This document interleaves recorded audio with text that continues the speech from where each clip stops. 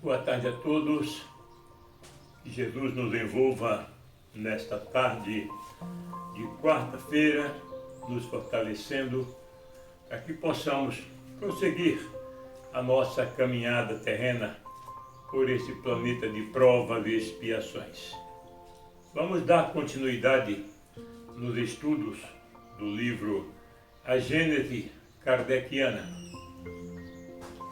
Estão aí os milagres e as predições segundo o Espiritismo.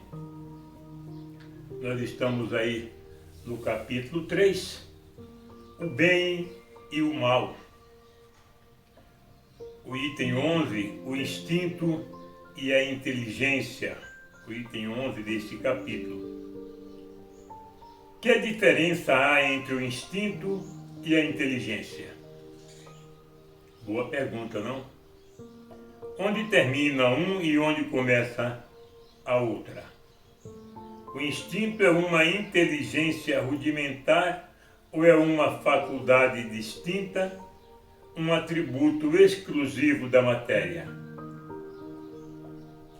O instinto é a força oculta que solicita os seres orgânicos a atos espontâneos e involuntários, tendo em vista a sua conservação. Nos atos instintivos não há nem reflexão, nem combinação e nem premeditação. É assim que a planta procura o ar, se volta para a luz, dirige suas raízes para a água e a terra nutritiva, que a flor se abre e se fecha alternativamente, segundo a necessidade que as plantas trepadeiras se enrolam em torno do seu apoio ou se engancham com as suas gavinhas. É pelo instinto que os animais são advertidos do que lhes é útil ou nocivo, que se dirigem segundo as estações para os climas propícios, que constroem sem lições preliminares, com mais ou menos arte, segundo as espécies, camas macias e abrigos para a sua prole, engenhos para prender na armadilha a presa da qual se nutrem, que manejam com destreza armas ofensivas e defensivas, de que estão providos. Que os sexos se aproximam, que a mãe alimenta os seus pequenos e que estes procuram o seio da mãe. Entre os homens, o instinto domina exclusivamente no início da vida. É pelo instinto que a criança faz os seus primeiros movimentos, que agarra o seu alimento, que grita para exprimir as suas necessidades, que imita som da voz, que ensaia falar e andar. No próprio adulto, certos atos são instintivos. Tais são os movimentos espontâneos para evitar um perigo, para se afastar de um risco, para manter o equilíbrio.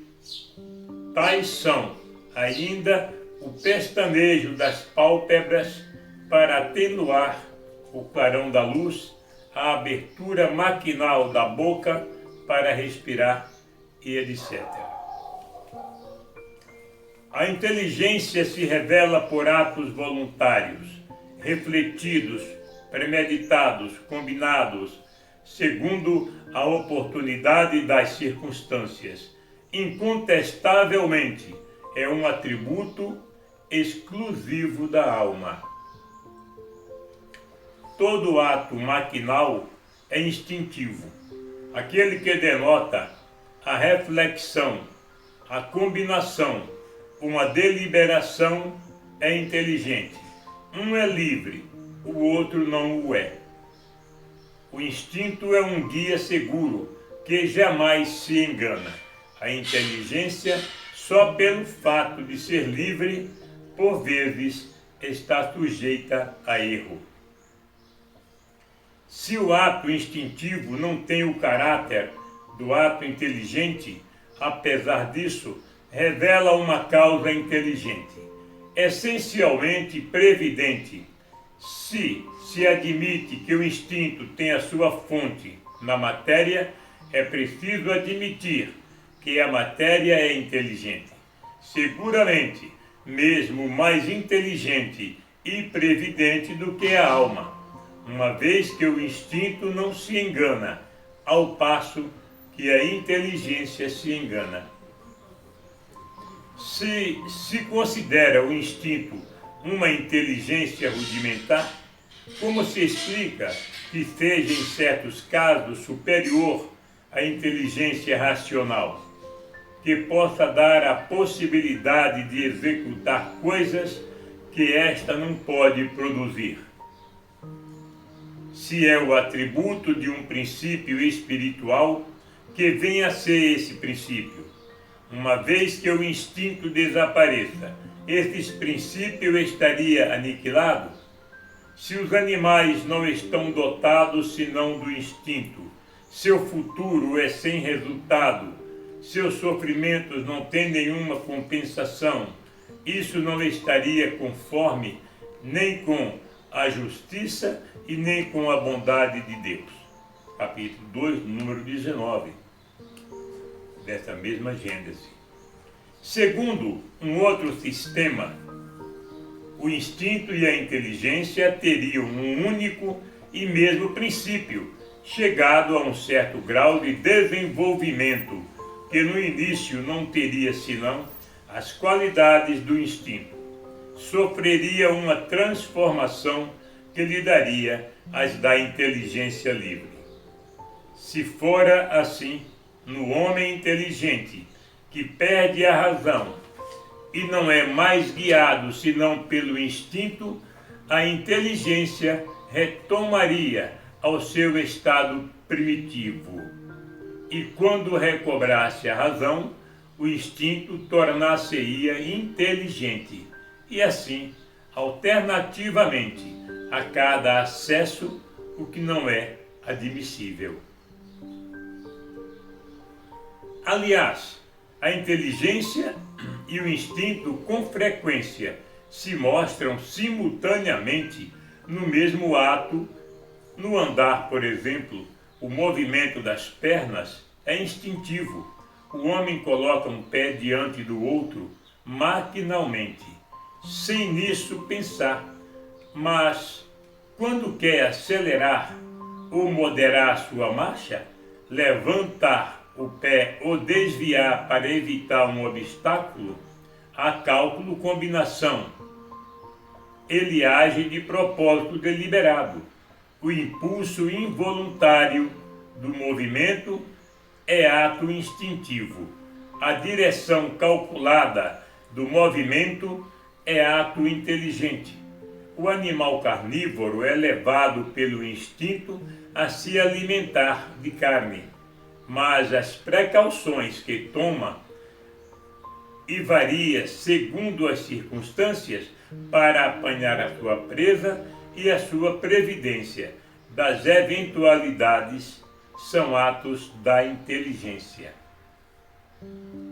Uma outra hipótese, que de resto se alia perfeitamente à ideia da unidade de princípio, resulta do caráter essencialmente previdente do instinto e concorda com o que o Espiritismo nos ensina quanto às relações do mundo espiritual e do mundo corpóreo. Sabe-se agora que os espíritos desencarnados têm por missão velar pelos encarnados, dos quais são os protetores e os guias, que os envolvem com seus eflúvios fluídicos, que o homem frequentemente age de modo inconsciente sob a ação desses eflúvios. De outra parte, sabe-se que o instinto que produz atos inconscientes predomina nas crianças e, em geral, nos seres cuja razão é fraca.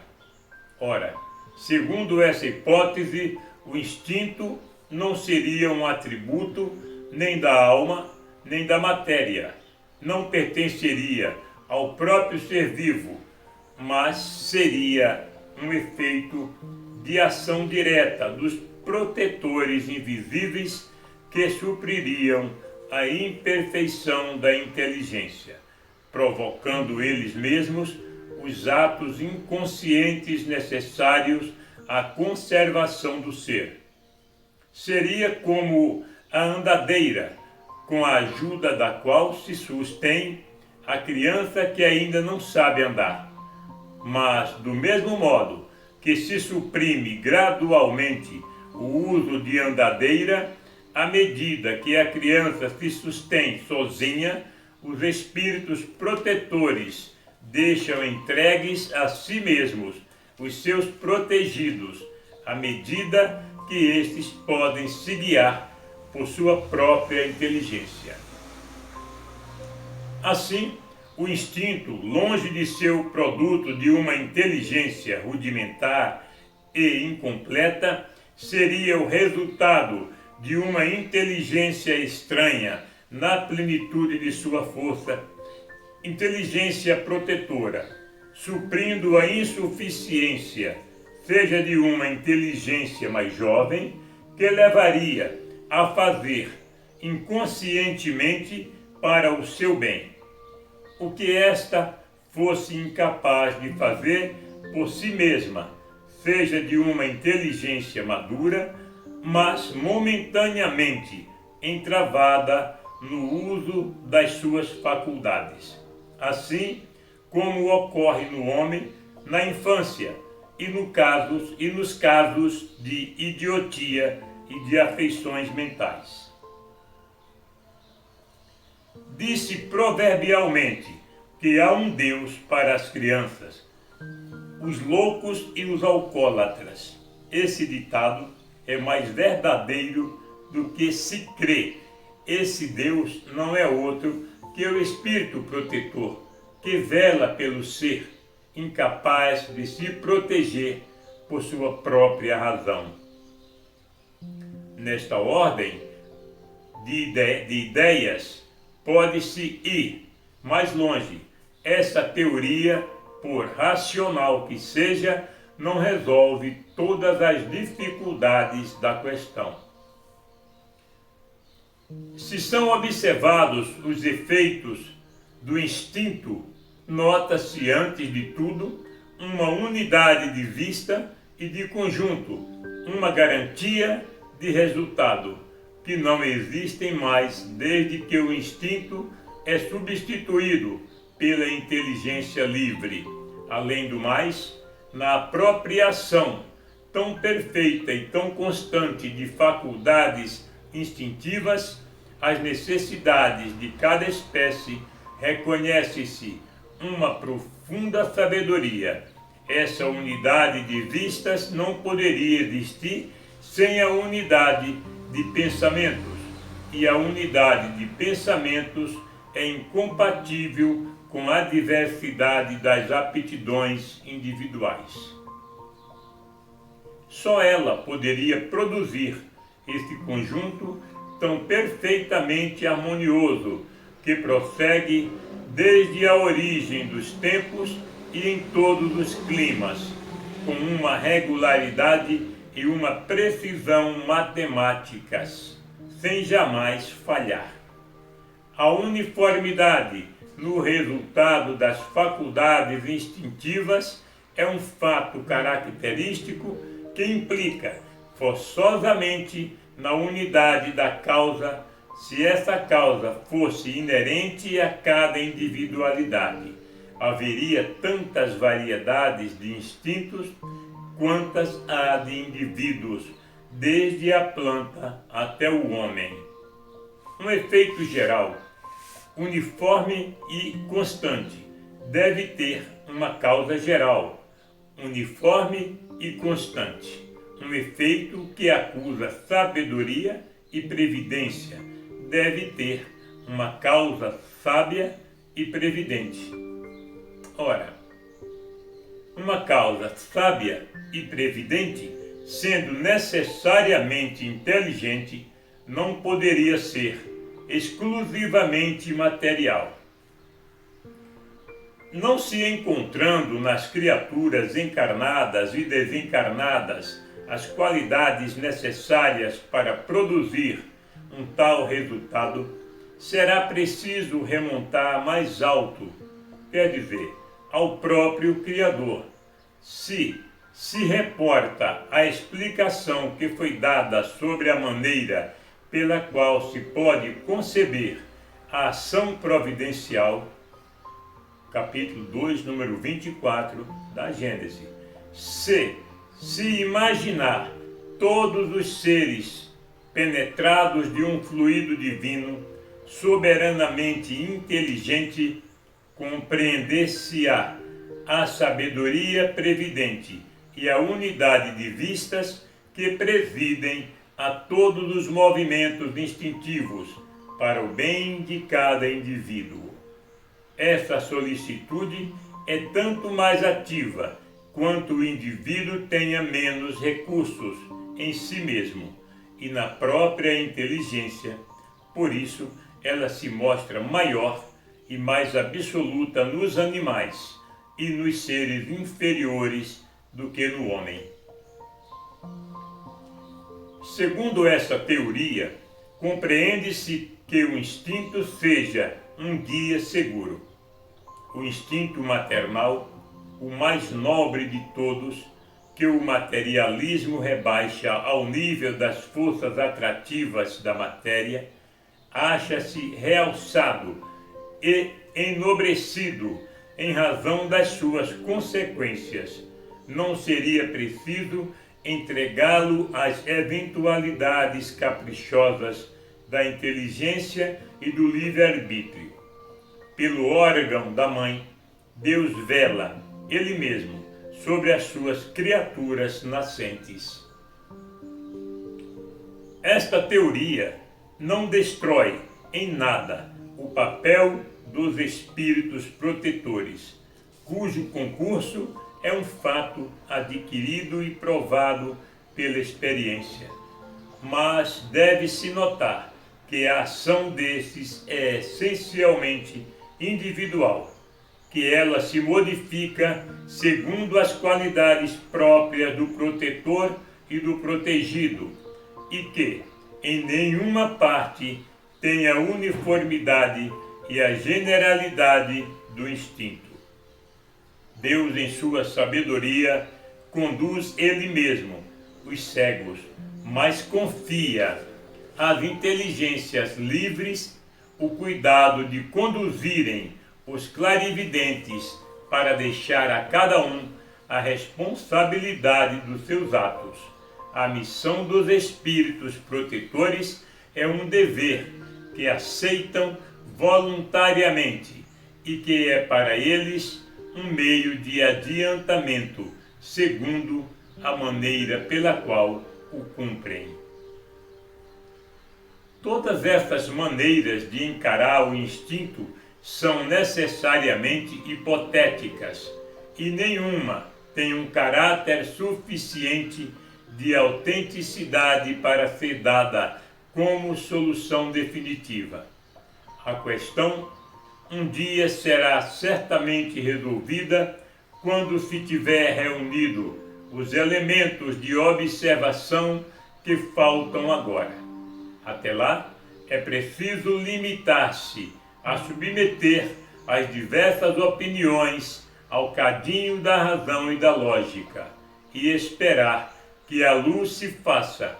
A solução que mais se aproximará da verdade será necessariamente aquela que melhor corresponda aos atributos de Deus, quer dizer, a soberana bondade e a soberana justiça.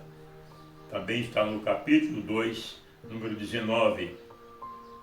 Sendo o instinto o guia e as paixões os impulsos das almas, no primeiro período do seu desenvolvimento, se confundem em seus efeitos. Há, entretanto, entre esses dois princípios diferenças que é essencial considerar.